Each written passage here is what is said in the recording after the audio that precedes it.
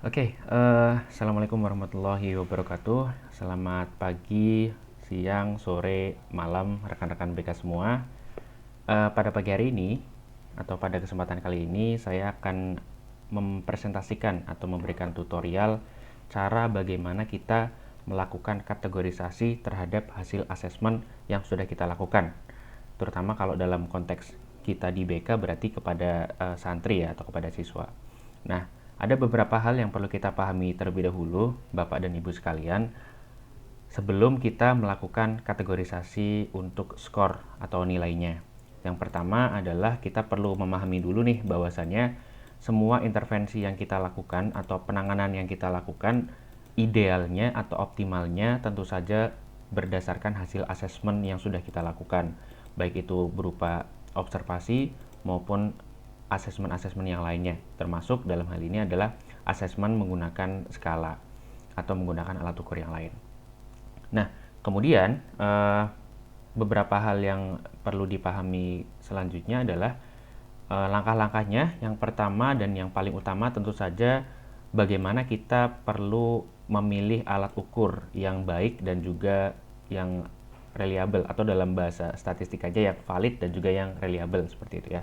Rata-rata kalau misalkan alat ukur itu sudah diterbitkan dalam satu tugas akhir, baik itu skripsi, kemudian misalkan artikel jurnal atau tesis, disertasi dan lain sebagainya, besar kemungkinannya alat ukur tersebut sudah melalui proses verifikasi terlebih dahulu atau uji-uji statistika. Yang bisa kita simpulkan bahwasannya alat ukur yang ada di tugas-tugas akhir yang bisa kita cari di banyak artikel ya atau banyak situs seperti itu sudah merupakan alat ukur dengan validitas dan reliabilitas yang baik. Nah, nantinya akan saya cantumkan dalam kolom deskripsi ya.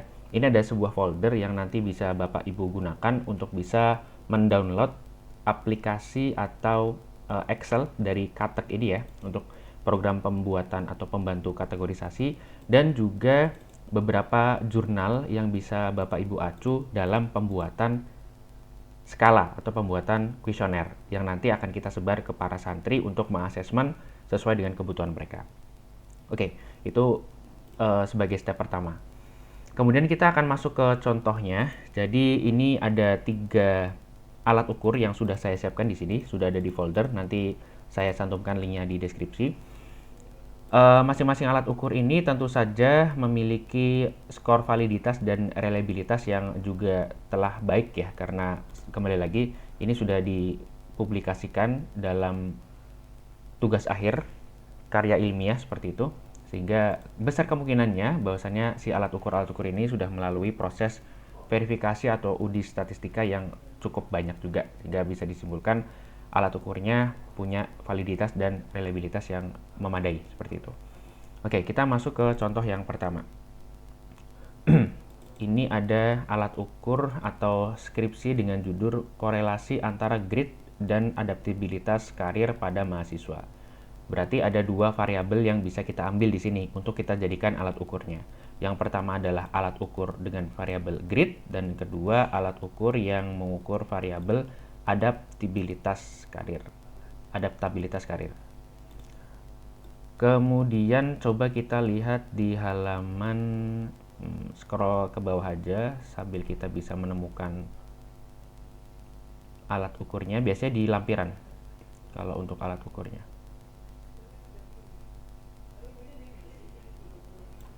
Nah, ini ada contoh lampiran alat ukurnya dan item-itemnya atau pernyataan-pernyataannya yang bisa diisi oleh para responden atau subjek ya. Kemudian tadi balik lagi ke step-stepnya ya Bapak Ibu. Jadi setelah kita menentukan dan memilih alat ukur yang baik, atau dalam hal ini yang memiliki validitas serta reliabilitas yang baik, kita juga perlu untuk menentukan bentuk butir pernyataannya atau itemnya. Ada 2 bentuk. Yang pertama adalah favorable dan unfavorable. Ini agak ribet penjelasannya, tapi coba saya sederhanakan dengan kalimat yang mungkin bisa dipahami gitu ya. Gampangnya gini, Bapak Ibu semua. Favorable itu adalah item atau pernyataan yang mendukung variabel yang akan diukur. Sedangkan kalau unfavorable itu berarti adalah pernyataan atau item yang tidak mendukung variabel yang diukur. Oke, saya kasih contoh ya. Kalau misalkan kita mau mengukur variabel tentang kepercayaan diri siswa, ada salah satu item yang berbunyi begini, saya merasa tidak takut berbicara di depan umum. Berarti item tersebut masuk ke dalam kategori favorable. Karena apa? Karena semakin orang ini menjawab tinggi pada item tadi ya, semakin orang ini menjawab skornya tinggi, berarti semakin mendukung dari variabel yang mau diukur. Sebaliknya, ketika ada item yang berbunyi, saya merasa gugup ketika berbicara di depan umum, berarti item ini bersifat atau masuk kategori unfavorable karena dia tidak mendukung variabel yang mau diukur. Variabel yang mau diukur apa? Tadi, kepercayaan diri siswa. Begitu ya, mudahnya, sehingga sekali lagi favorable itu adalah item yang mendukung variabel yang mau diukur. Kalau misalkan unfavorable, kebalikannya. Berarti item yang tidak mendukung variabel yang akan diukur. Itu. Terus kita bisa lihatnya dari mana? Kalau misalkan dari skripsi-skripsi atau tugas-tugas akhir, biasanya sudah dicantumkan ada item-item yang favorable dan mana item juga yang unfavorable. Tapi nggak semuanya. Jadi ada beberapa yang dicantumkan, ada yang nggak. Oke, contohnya ini. Tadi untuk variable pertama yaitu grade ya. Ini kalau Bapak Ibu lihat di sini ada tanda bintang dengan keterangan item yang diskor secara terbalik. Nah, berarti item yang diskor secara terbalik ini merupakan item unfavorable. Kenapa kok diskor terbalik? Nanti kita akan jawab pertanyaan ini setelah melanjutkan ke step selanjutnya, gitu ya. Pada intinya kita perlu tahu nih item unfavorable yang mana dan item yang favorable juga yang mana. Terus gimana kalau misalkan deskripsinya tidak mencantumkan mana yang favorable dan mana yang unfavorable? Oke, saya kasih contoh. Ini ada salah satu skripsi yang kemarin Bu Ayu temukan untuk dijadikan contoh asesmen ya untuk kelas 12 dalam rangka mengakses atau mengukur kematangan perencanaan karir, gitu ya. Nah, ini ada salah satu skripsi yang di dalamnya ternyata tidak termuat atau tidak tercantum mana item yang favorable, mana item yang unfavorable. Oke, ini saya kasih contoh. Jadi tadi kalau teman-teman nanti melihat ya di lembar atau di bundle skripsi ini tidak ada yang mencantumkan mana item favorable dan mana item unfavorable. Artinya apa? Berarti kita harus cari sendiri. Kita harus mengeksplor atau kita harus memilih mana sekiranya item yang memang masuk ke kategori favorable, mana yang unfavorable gitu. Oke. Ini adalah skalanya, skala yang tadi tentang kematangan karir ya kalau nggak salah. Nah, coba kita lihat di item nomor pertama. Belum mengetahui minat yang saya miliki, membuat saya memilih program studi apa saja yang disarankan oleh orang lain. Kira-kira ini masuknya ke unfavorable atau favorable? Coba Bapak Ibu silakan jawab. Kemudian yang kedua nih, saya memahami kelebihan dan kekurangan yang saya miliki. Berarti dengan pernyataan yang seperti ini sudah secara jelas mencerminkan bahwa untuk nomor 2 ini sangat merepresentasikan atau sangat mendukung variabel yang mau diukur. Contoh lagi yang nomor 3 ya. Saya tidak memiliki alternatif pilihan program studi lain jika program studi yang saya minati tidak sesuai dengan kemampuan yang saya miliki. Berarti ini apa kira-kira? Unfavorable ya, karena tidak mengukur atau tidak mendukung variabel yang diukur. Intinya kalau dalam tanda kutip yang negatif gitu ya, itu berarti unfavorable. Kalau yang positif dalam tanda kutip ya, berarti itu favorable. Positif negatif di sini dalam artian tetap ya dalam konteks mendukung atau tidak mendukungnya variabel yang mau diukur. Seperti itu ya contohnya. Nah, ini sudah saya rekap.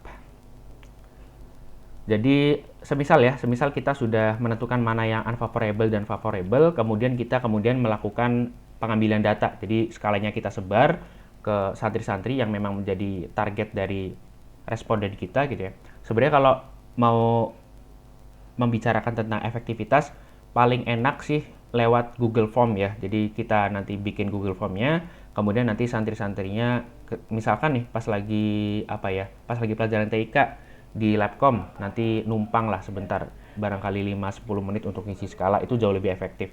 Karena kalau pakai kertas disebar, itu rekap untuk skornya lama banget gitu untuk inputnya. Karena kan satu angkatan bisa 700-an orang gitu ya, sehingga membutuhkan waktu yang sangat-sangat lama banget. Kalau pakai Google Form itu jauh lebih efektif. Oke, ini kalau misalkan yang ketiga ini kita asumsikan sudah selesai. Kemudian kita dapat semua datanya nih. Nah, data-data yang kita dapatkan dari skala yang sudah kita sebar, kemudian kita input ya, input skor data skala ke dalam Excel gitu misalkan. Ini saya kasih contoh dari skala yang tadi sudah kita singgung untuk jadikan contoh ya, terkait dengan kematangan karir siswa. Nah, ini sudah ada data yang masuk nih. Untuk kolom paling kiri ini ada nama ya, ada nama. Kalau misalkan respondennya tidak dikasih nama ya berarti inisial aja, sesuai dengan yang tertera lah seperti itu. Kemudian ini ada 1, A2, A3 sampai A30. Ini maksudnya apa? A1 sampai A30 ini maksudnya adalah jumlah item atau jumlah pernyataan yang ada pada skala tersebut. Karena skala yang digunakan ini ada 30 butir, berarti untuk A1-nya berarti sampai A30. Gitu. Kemudian setelah semuanya kita input ya, skornya ini kita totalkan, kalau ini menjadi 115. Oh ya, jadi dari mana kita bisa dapat skor-skor ini? Ini kita konversi dulu nih. Nah ini, untuk kemudian kita pahami bersama bahwasannya pilihan jawaban ini kan mempunyai makna ya. SS ini sangat sesuai, S ini sesuai, kemudian N ini netral, TS tidak sesuai, STS sangat tidak sesuai gitu ya, atau sangat tidak setuju, menyesuaikan dengan nanti item jawabannya seperti apa. Nah, kemudian kita bisa konversi nih dari pilihan jawaban ini menjadi kuantitatif atau menjadi dikuantitatifkan gitu. STS ini bisa kita konversi jadi 1 misalkan. TS jadi 2, netral ini 3, setuju 4, sangat setuju 5. Atau bisa jadi dari 0 sampai 4. Tergantung seperti apa yang sudah dicantumkan di skalanya, atau ya tergantung kitanya juga nggak apa-apa sih sebenarnya gitu. Tapi untuk mempermudah, ini saya konversi menjadi STS atau sangat tidak sesuai ini 1, sampai SS atau sangat sesuai ini 5. Sehingga kita bisa asumsikan bahwasannya ketika si santri ini menjawab di pernyataan 1 ini SS, berarti skor yang kita input adalah 5. Kalau misalkan yang kedua ini jawabnya S, berarti skor yang kita input 4. Kalau yang ketiga jawabnya N atau netral, berarti skor yang kita input adalah 3. Dan seterusnya seperti itu. Begitu. Oke, kita balik lagi ke sini. Kemudian ini apa? Yang di highlight oranye atau warna agak krem ini, itu adalah item yang bersifat unfavorable. Yang tadi kita bahas di awal ya. Item unfavorable ini adalah item yang tidak mendukung variabel yang mau diukur, atau dalam tanda kutip berseberangan atau berkebalikan. Nah, ini harus kita tandai. Kenapa? Karena sesuai dengan contoh skripsi yang tadi kita jadikan contoh di awal, untuk item-item unfavorable ini skornya harus dibalik atau diputar. Dalam artian gini, ketika misalkan responden mengisi skor yang unfavorable ini adalah 1, maka harus kita balik menjadi 5. Kalau ngisinya 4 berarti diisi 2, kalau ngisi 3 berarti tetap ya. Sebaliknya, kalau yang ngisi 5 berarti harus kita convert jadi 1, yang ngisi 4 berarti harus kita convert jadi 2. Seperti itu. Intinya dibalik-balik aja. Untuk menukar, intinya kata kuncinya adalah untuk menukar ya. Item unfavorable ini skornya harus dibalik atau ditukar. Yang 1 jadi 5, yang 5 jadi 1, 2 jadi 4, 4 jadi 2. Intinya kayak gitu. Nah, kalau yang saya cantumkan di sini, ini semuanya sudah saya putar. Jadi ini seharusnya tadinya 1, yang ini harusnya 1 juga, ini 2, ini 1, ini 1, ini 5, maaf, ini 4, ini 2. Tapi semuanya sudah saya putar, sudah saya balik, sudah saya convert, sehingga skor total dari keseluruhan baik yang unfavorable dan yang favorable, tentunya setelah di-convert ya, yang unfavorable, ini adalah 115. Dan skor-skor yang lain. Ini skor total dari keseluruhan item yang sudah, contohnya ini, Abil Haq Adiluhung jawab, dan juga teman-teman yang lain, misalkan Haris dan lain sebagainya. Itu ya. Kemudian kita lanjut ke step selanjutnya. Nah, ini sudah sekaligus tadi ya, sudah saya jelaskan tentang bagaimana kita harus mengkonversi skor butir unfavorable yang tadinya 1 menjadi 5, 2 menjadi 4, 4 jadi 2, 5 jadi 1, dan seterusnya. Terus seterusnya kita ngapain? Oke. Nah, seterusnya, jadi ini kita harus mengkategorisasikan gitu. Karena ini kan data masih nggak ada artinya apa-apa gitu. Masih belum bisa kita interpretasi gitu. Ini 115 tuh maksudnya apa, kita nggak tahu. 102 maksudnya apa juga nggak tahu. 64, 122, dan skor-skor yang lainnya tuh masih kita nggak ngerti maknanya itu seperti apa gitu. Nah, kita akan memberikan pemaknaan terhadap skor total yang sudah kita peroleh. Caranya seperti apa? Oke, kita akan masuk ke dalam satu aplikasi yang bernama Kateg. Nah, ini sebenarnya program bantu analisis untuk kategorisasi skor. Ini sangat membantu banget ya Bapak Ibu semua. Jadi ini sangat highly recommended untuk kita bisa melakukan proses kategorisasi, terutama untuk asesmen yang non klinis. Karena kan kalau asesmen yang klinis sudah harus dilimpahkan kepada profesional ya, ke psikolog atau ke psikiater. Tapi kalau misalkan pengukuran atau asesmen non klinis kayak misalnya tadi skala grit, kemudian skala kematangan karir, skala kepercayaan diri, adaptabilitas dan sebagainya, itu masih bisa kita handle lah, bahasanya seperti itu. Nah, pada intinya Kateg ini nanti kita akan diminta untuk memasukkan beberapa data ya, yang sebenarnya simpel banget kok gitu. Kita hanya perlu punya punya pakem gitu ya, atau kita harus punya standar baku, dalam artian kita harus benar-benar memastikan apa yang kita input dari sheet ini ya, yaitu skor totalnya itu sudah benar. Harus benar dalam artian kita harus sudah memastikan item unfavorable-nya sudah kita convert. Seperti tadi ya, 1 dari 5, 51, 24, 42 gitu dan seterusnya. Nah, kalau kita sudah memastikan benar-benar bahwasanya skor total ini sudah benar, baru kita bisa copy. Tapi karena ini banyak skor yang 0, coba saya cari skornya yang sedikit nolnya. Nah ini, coba yang Ahwat nih kayaknya. Oke, ini saya coba ambil data dari kelas 12 IPA 9. Oke.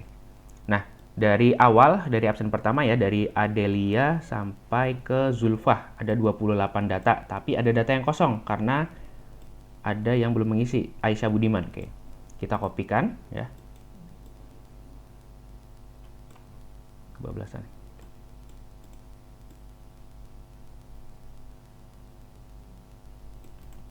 Oke, kita kopikan, terus kemudian kita masuk ke Kategnya. Nah, ada beberapa tab ya di sini, ini untuk pengantarnya aja, silakan dibaca. Kita nanti pakai norma yang hipotetik ya.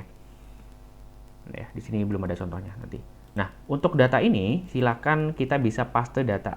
Ini sudah ada petunjuknya ya. Silakan Anda bisa paste di sini datanya untuk memasukkan informasi tambahan. Nah, ini bisa dihapus aja. Oke. Kemudian kita bisa paste data yang sudah kita copy ke sini. Tinggal di paste aja. Oke, bentar.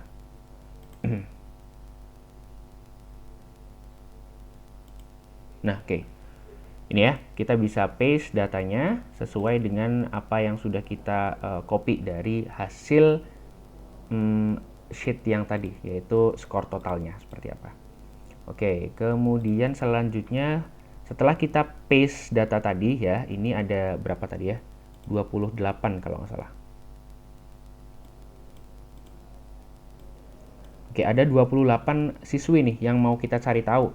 Si Adelia ini masuk ke kategori apa, Azkia juga, dan teman-teman yang lain. Kita pengen mencari tahu itunya. Kemudian, selanjutnya yang perlu kita lakukan adalah kita pindah ke tab yang sebelahnya, yang input-output. Nah, di sini juga sudah ada panduannya. Kita tinggal ngisi 3 komponen ini. Yang pertama adalah jumlah butir atau jumlah soalnya berapa gitu ya, jumlah pernyataannya. Kemudian skor butir minimal dan skor butir maksimal. Oke, jumlah soalnya seperti yang tadi kita sudah lihat ya, ada 30 butir soal. Tinggal kita isi aja 30. Nah, skor butir minimalnya tadi seperti yang sudah kita sampaikan, ini skor butirnya adalah 1 dan skor maksimalnya adalah 5 tetap. Oke. Dari sini kita bisa langsung melihat nih kategorisasi dari data yang sudah kita masukkan. Ini ada beberapa tabel, tapi Bapak Ibu jangan bingung, tenang aja. Yang akan kita pakai adalah kategorisasi data berdasarkan skor hipotetiknya. Kenapa kok nggak empirik? Empirik ini nantinya akan banyak dipakai untuk perkembangan alat ukur gitu ya. Sehingga yang akan banyak kita pakai adalah data yang hipotetik, karena untuk yang empirik ini pasti akan normanya akan kurva normal gitu. Semuanya akan cenderung condong ke sedang. Jadi kurva normal itu nanti bentuknya kayak gunung gitu ya, yang condong atau lebih banyak datanya itu pasti yang dikategorisasi sedang. Kayak ini contohnya. 26 ini semuanya di sedang. Sedangkan untuk yang rendah dan tinggi hanya 1 gitu ya. Kalau yang hipotetik itu belum pasti atau belum tentu datanya terdistribusi normal. Contoh di sini nih. Ada yang rendah ini 1, sedang 21, tingginya 6. Atau yang lain, ada sangat rendah, ini cuma 1, rendahnya 0, sedangnya 19, tingginya 8, sangat tingginya 0 gitu. Ini tinggal kita pilih, kita mau kategorisasi yang 3, rendah, sedang, tinggi, atau sangat rendah, rendah, sedang, tinggi, dan lain sebagainya. Gitu ya. Oke, jadi di sini kita udah sama-sama udah bisa mengetahui nih mana yang masuk ke kategori rendah, sedang, ataupun tinggi. Sebagai contoh kita mau masukin yang ini ya, kita mau mengambil norma yang 3 kategori, yang rendah, sedang, tinggi. Oke. Terus yang kita lakukan selanjutnya adalah ya kita tinggal melakukan pengkategorisasian berdasarkan skor yang tadi. Coba kita lihat sekali lagi ya. Di sini untuk batas bawahnya adalah ada 110, 70 gitu ya. Nah, sehingga apa yang kita lakukan selanjutnya itu tinggal menyesuaikan aja. Kita tinggal ketikkan rumus ya, if kolom AH lebih dari sama dengan 111 berarti tadi ya, karena untuk di sininya batas bawahnya sebentar. Oke, batas bawahnya 110 berarti di sininya 111 gitu ya. 111 maka masuk ke dalam kategori tinggi. Kita ulang lagi rumusnya, if